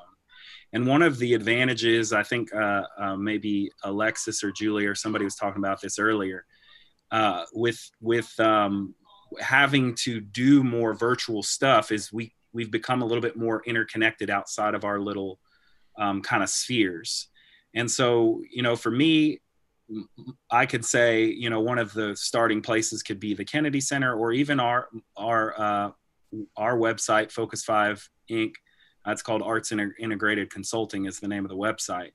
And looking there and seeing what are the available opportunities as far as arts integration trainings go. But to last thing, circle back around to partnership, is if you want to have any hope of doing this work in a sustained way and continuing to grow, because the great thing about arts integration is you can study it your whole life and never exhaust it, then you have to have organizations and people that help support your journey. It's essential. And nobody's trying to tell you need to figure it all out yourself. I see. James, what additional thoughts do you have on this idea of leveraging relationships and partnerships to serve young people? Yeah, so I would start with the saying of partnerships move at the speed of trust. Who do you trust in this work, right? If you think about our own relationships, if you don't trust anyone, that partnership isn't going anywhere, right? So I would extend or leverage that same sort of mindset to the partners that you're seeking out in your communities, right? Who do you trust? Research them. Jamin mentioned earlier, following, who are you following if it's not in your building in terms of a partner classroom, right? Maybe another classroom or another building outside of that. And then of course, in the virtual space, Focus 5, Crayola, you can definitely look and research and be a part of that. but also look at those cultural gems in your community, right? Arts integration, one of the things, and I'm sure we'll get to this sometime during the presentation and questioning, it doesn't require that you have to have art materials, right? I mean, there are some things that you can do within the arts classroom, in terms of like decoding works of art, using an arts decoding strategy by looking at historical photographs and historical works, right? So you don't have to have this robust budget of paintbrushes, clay, and things that you would traditionally see within an arts education classroom. So I would say, take time, especially now. I mean, you can research any and everything thanks to Google and all of these other search engines. But, more importantly, who do you trust? And research them and take your time and be intentional with this work. So I would say that partnerships move at the speed of trust.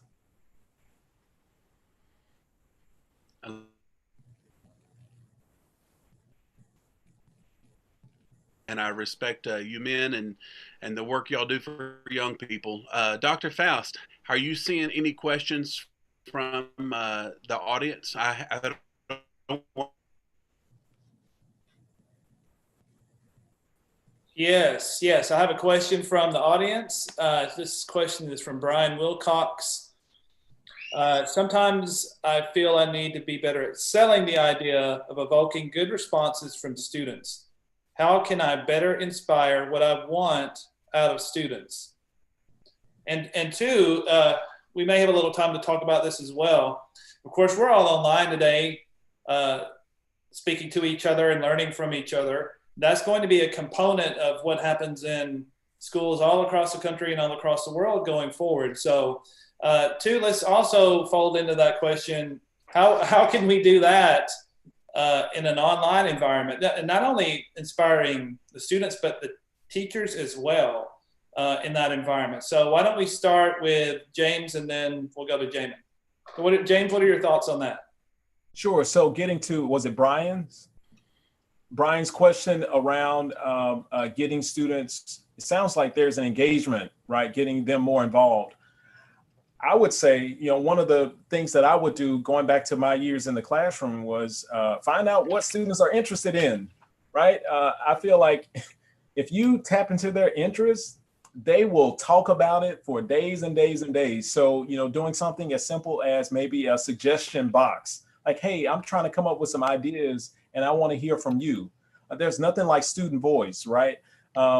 And you may react this way in faculty meetings and such, but I'm, thinking back to my days to things that didn't really apply to me, or at least I felt that they didn't. Now I've shifted my mindset to take more of a whole school lens. But there are moments where you feel like this has nothing to do with me and I'm not engaged and I'm not going to speak to it because no one came and sought out my opinion on the things that I want to discuss in the classroom. And I believe that students have that same equal investment. You're there in the classroom and they are there as well. So, seek out their insights and thoughts of things that they want to explore. And then you use your creative mindset, Brian, to weave that into a standards aligned unit to meet those objectives, because you know what you have to meet. Now the key is, how can I take the interests of students and frame that in a way where it meets my objectives and their interests as well. And I think that you'll be well on your way to doing that. In terms of online, understanding that we'll be possibly in this space come the fall, I would say, a lot of districts, what I'm noticing is, and we're having active conversations now around individual student kits, where students, sharing supplies won't be a thing like you would traditionally see in an art classroom, right? NAEA, the National Art Education Association, is giving guidance around individual student kits, take-home kits that can be used in any classroom. So I would encourage, in terms of student engagement, in some ways, and I know it's not going to be this case, but business as usual, meaning look for innovative ways to chunk hands-on experiences. Maybe they're shorter spurts of creativity rather than, you know, a 60-minute class, or in high school, maybe a little bit longer, depending on your level. But, you know, giving small spurts, particularly in elementary school, right, which many of you, art is 1 day a week anyway. You know, I would encourage that, you know, maybe looking for innovative ways to pull parents in and getting their creative juices flowing to encourage them to explore creative experiences with their kids. That can also help to strengthen the family engagement, the school to home pipeline, which I think the arts plays a very big role in doing. And research even says that, right? You know, parents show up for kids' art experiences actually more than athletics.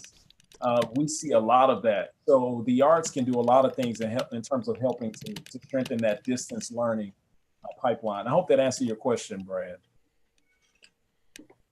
Yes, that's great. Jamie, do you have anything to add on Brian's question about engaging students? Yeah, I'll add something. And James, I completely agree with what are the students' interests, and I think that there's always possibility for alignment there with a standard and students' interests.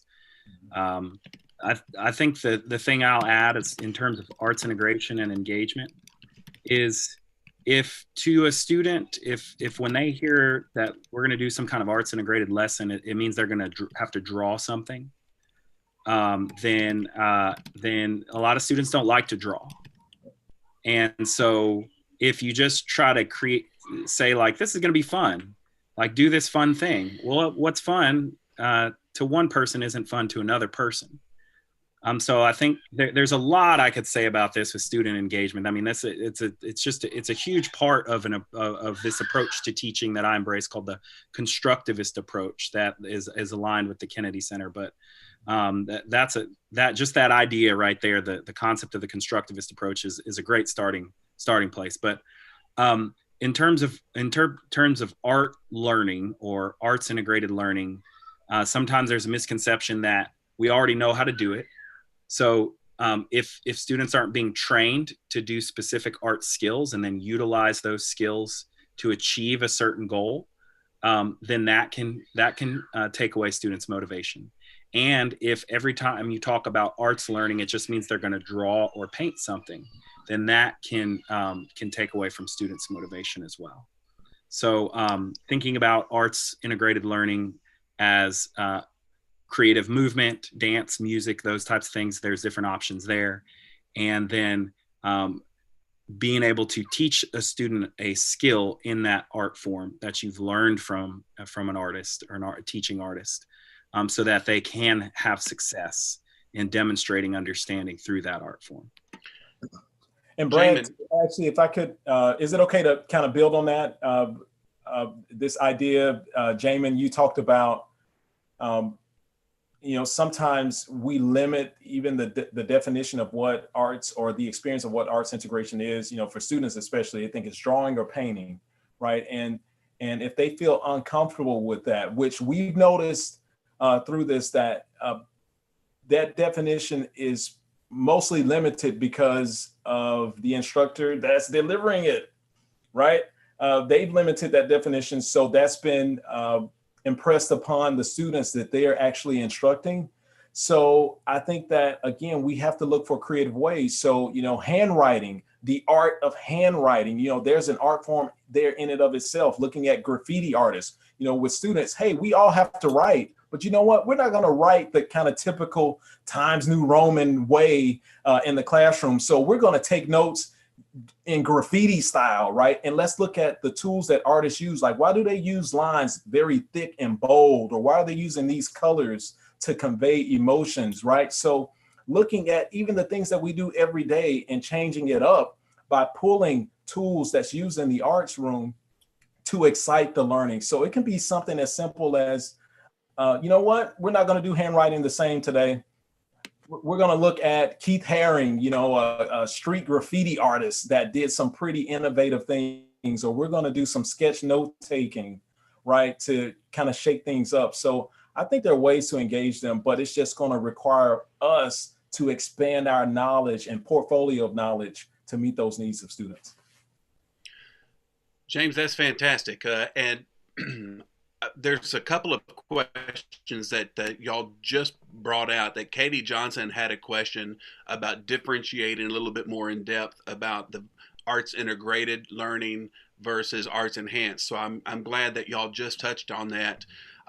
And I want to ask from Zachary. Now let's see here. Yeah, about next steps. So if someone really is interested in learning and implementing, there's a great Disney movie that just came out, one of them, where it talked about what do you do next when you care about something. Well, it was the very next right thing. And it makes me wonder, what are the two next right things in arts integration? And I know maybe more brief, because I see that the headmistress from India has a really great question about student safety. I want to make sure there's time for that too. So next right thing to do, two of them for arts integrated learning. Jamin, you want to start out? Jamin Carter? Yeah, I'd say the first thing is to attend and virtually attend a workshop by a teaching artist who you can learn one specific strategy from. And so, you know, the ones I'm most familiar with, of course, are the Kennedy Center Teaching Artist roster, and then all the artists on the roster with me at Focus 5 Inc. And we're offering several virtual learning opportunities, and we're offering one of those. I think you guys are giving one of those away to somebody today. But there's no substitute for learning from somebody who is a master of a particular strategy that connects one piece of an art form to another subject area and teaches you how to do that specific thing. And the second next right thing, I think, would be to do, good idea, is to find somebody who wants to do that with you. So that's my two.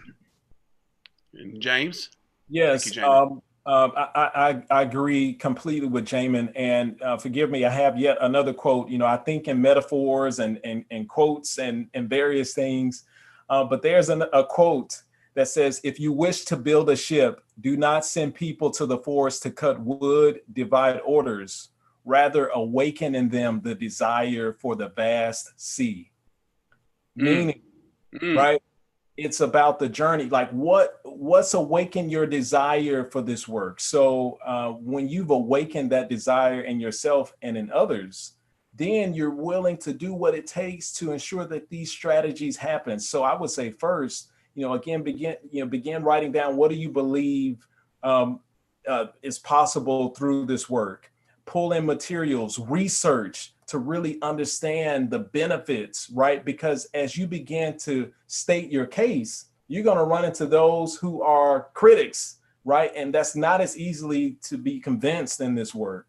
And I would say, in addition to what Jamin is saying in terms of, you know, get into a class, connect with someone, help to awaken their desire, but also get research, right? Some information that supports the importance of implementing this work. And, you know, I have a few. Gallup poll just came out with the study last year on creativity and learning. Gallup, you know, check them out. Turnaround Arts has tons of research around what the arts have done to help turn and shift cultures and climates and family engagement in school buildings. James Catterall, Doing Well by Doing Good and Doing Art, right? So there's tons of research out there. So again, in addition to what Jamin has said, equip yourself with some resources to support and substantiate your case for doing this work. Nice, nice. And Dr. Faust, I know you're on the line. You're a national expert in arts integration. You've run massive scale trainings and developed a really great accountability model around arts integrated learning. Just want to capitalize on having you on the phone here with us too. What are your two next right things to do? I'll make this short because I want to give Jamin and James a little bit more time. I feel like we need more time to talk, and we're getting close. As a district leader, the two main things I would do right away is to start to find those people who are willing to do the work, and then find ways to engage them despite the learning situation we're in going forward. And there's so many great resources available online.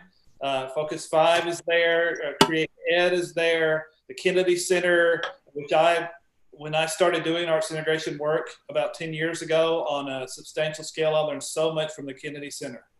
And then going forward, even into today, I'm still learning from them and Crayola, and I'm learning from Jamin Carter, I'm learning from James Wells. So find those people who are willing to really invest in doing the work, and then find those really good resources. Take some time to do some research, because like Jamin and James said, there's differing definitions out there on what people consider arts integration. And someone asked about arts enhanced versus arts integration. Find some good books to read. There's tons of great books. A Renaissance in the Classroom is one that comes to mind. That's a great chronicle of arts integration in Chicago public schools. So those are my two main bits of advice on how to move forward. And actually, I want to point this resource out. This is an article. So we put an insert in Principal Magazine every year for the past decade that highlights the stories of districts that's doing arts integrated practice. And I just flipped this book open, and this one here says, Building District Support Through the Arts. District leaders align on strategies and priorities. So administration has a lot of influence.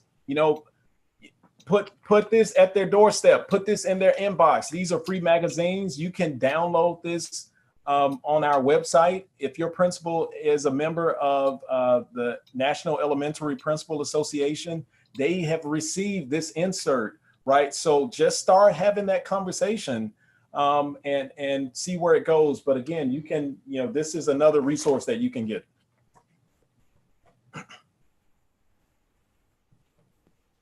Wonderful. Do we have time for one more question? Drew, do you have anything else we need to ask? I know we're getting close on time. Yeah, it's getting kind of short. Maybe just some final thoughts from these great leaders. Jamin, you want to start us out? Just final thoughts. James, do you care to wrap up? Jamin. Am I talking? I'll say something. I'm already talking. Yeah, I'm encouraged that so many people are here with us right now and showing their interest in arts integrated learning.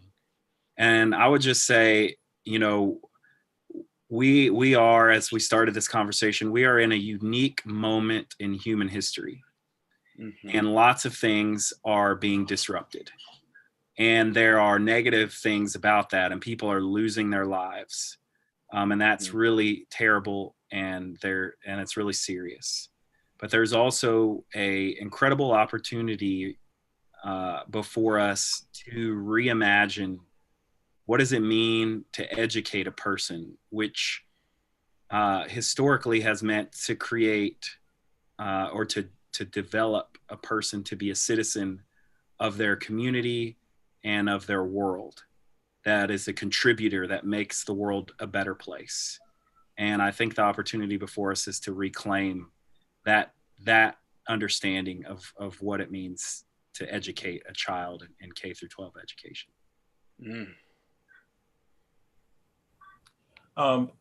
Thanks, Jamin. That was beautiful. Again, I'm reminded of a quote here by Daniel Pink in A Whole New Mind. He states that creativity is the currency of the future. And that currency extends beyond just the physical money, right? The transactions, the purchasing of physical things, right? It leads to the currency that can help to change hearts and minds, lift communities, lift students' minds, right? Maya Angelou says, the more creativity we use, the more we have available to us. So this tells me that this doesn't run out, right? So I'm encouraged that many of you are online seeking out creative strategies. And I want you to continue to seek and be curious about creativity, because we want to prepare students for their future and not our past, right? Yes. And that's so important. And that's what the arts can do and should do. So thank you for what you do, because we know that this is no easy work. But I would also say that there is no more rewarding work than to impact the lives of our present and our future. So thank you so much. And I'm honored to be here with you all today to be able to share a few things that I've learned along the way. Wonderful. Jamin and James, I'm a self-admitted arts integration nerd. You're two of my arts integration heroes. Really, we have to find a way to do something like this again. With Drew on board, the conversation has just been so engaging, and I feel like we could talk for another hour and still cover lots of really relevant topics and speak to so many great things that people need to hear. So maybe we'll find a way to do something like this again very soon. Thank you both so much for giving us your time today and sharing your knowledge with us. We really appreciate it.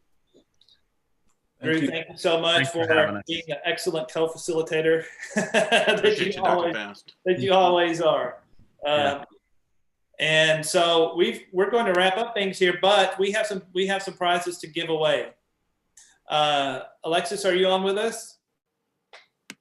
I am here and ready to give away some door prizes. Right. So we have 6 items to give away from Crayola. So should we do numbers like we have previously? Would that be a good way to do that? Yes, I like that. And maybe our guests can pick a number if they want. Yes. So here's what we're going to do. We're going to give away 3 t-shirts, Crayola t-shirts. And James, yes, I am a creative educator. There it is. Great. So we're going to give away 3 of those t-shirts. So we're going to ask Jamin, James, and Drew to choose a number between 1 and 457. Is that correct? Wow. 68.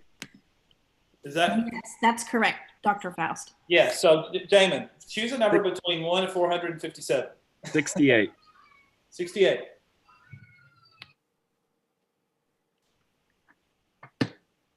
You guys. So, yes, go ahead. Now. I'll do 467. Oh. Stops at 466. You right? Oh, sorry. Okay, well, I'll do 466. How about that?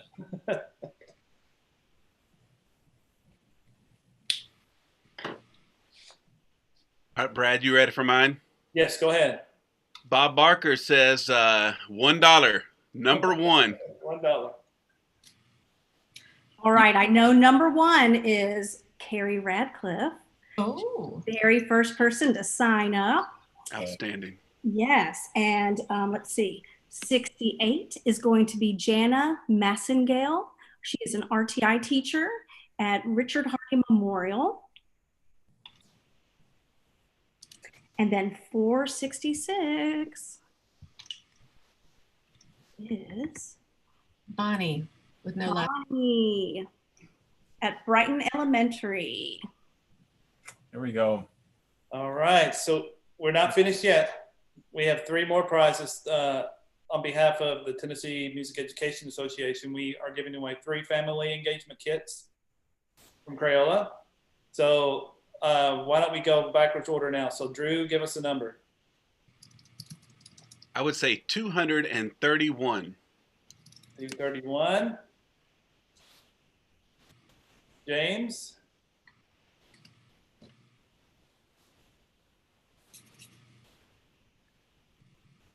Say the numbers again. It's between 1 and 466, correct? Oh, 466. Okay, I'll do 25. 25. And Jamin. 315. 315. All right, guys, 231 is one of our friends that are in India. And so that is, and I'm so sorry. I know that I will not say this right. I apologize. People say my name wrong all the time, so I understand how that feels. But Naishi Patel. Perfect. All right, number 25, the grand winner is, oh, I passed it, is going to be Rachel Cooper. Rachel teaches 1st grade in Weakley County. And last but not least, 315 is going to be, thank you, Julie, for highlighting these for me. My friend. And that is, oh dear, going to be Martha Kate. And Martha Kate is Career Exploration at Lawrence County Board of Education. I will contact you three to make sure you get an engagement kit that goes along with what you teach. So be looking for an email from me and we'll make sure you get one that will work with what you teach. Thank you, Dr. Faust. Brad, did you want to do the online course in the book? Yes, we did that during the session, didn't we? Alexis and Julie, we did that earlier, correct? Focus 5? Yes. Yeah. We've done that. Cool. We've done that. So we did Tennessee Arts Academy during the morning session. So we've taken care of all of our prizes today. And Jamin and James, you didn't know you'd be playing the Let's Make a Deal or whatever game show we could compare this to. But it's been interesting to see who won, and we have prizes that are going out all over the country, and in this case to India as well. So I'm going to take just a minute to wrap everything up here and thank a lot of people, and then if there's any last comments from everyone, please jump in. So I want to make sure we thank all of our sponsors and supporters for today's workshop. The Tennessee Music Ed Association, CMA Foundation, Bartlett City Schools, Tennessee Council of Visual and Performing Arts Supervisors, Weekly Arts Can, Weekly County Schools, and the University of Tennessee at Martin Department of Music. And I would like to give some special thanks to some people who have been working tirelessly for several weeks to make sure all of this happens online seamlessly. Lizzie Emmons and Katie Mantooth, Karen Campbell, Dr. Julie Hill, Alexis Yatutsis Derryberry, all of you, Catherine Sam, Carrie Radcliffe, who was mentioned earlier. That whole team of people has just been amazing, absolute pros in making all of this happen. And thank you so much for making this workshop a reality today. Drew Davison, Amanda Galbraith, who was on earlier, thank you for facilitating. And for all of our presenters in the morning, Amber Stanley and Allison Swanger and Christine Hughes. And then finally, everyone who's been online attending today. We thank you all for taking time out of your schedules to join us. And you'll be receiving the post-session survey within the next 2 or 3 days. And we are already talking as a group about how we can do some more workshops like this going forward. So you may see us again very soon in the future. Anything else to add before we sign off? Bradley, I just wanted to mention, well, thank you to you. You won't thank yourself because you're very humble. Dr. Faust has been integral in making today happen, lining up all the amazing presenters, and he is definitely what I call a worker bee, which is my highest praise. And so thank you, Dr. Faust, for all you've done to make today easy and impactful. And also wanted to mention before we sign off that in 1 hour and 20 minutes, so 4 p.m. Central Time, Todd Shipley, Alexis Derryberry, and Leif Cook will be following this up with our title session is Music Education Post-COVID-19, Using the Arts to Unite Communities and Schools During Uncertain Times, as part of our nightly Keeping the Beat program.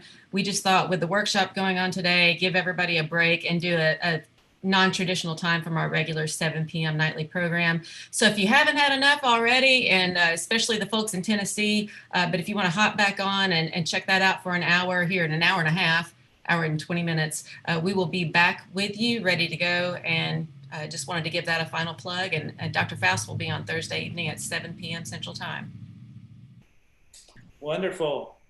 Yes, check in with us in about an hour and 20 minutes for that session. I'm looking forward to it. Thank you all again for being here. It's been a wonderful day. We'll be seeing you all again very, very soon. All right. Great days ahead, everybody. Congrats, everyone. Bye. Bye.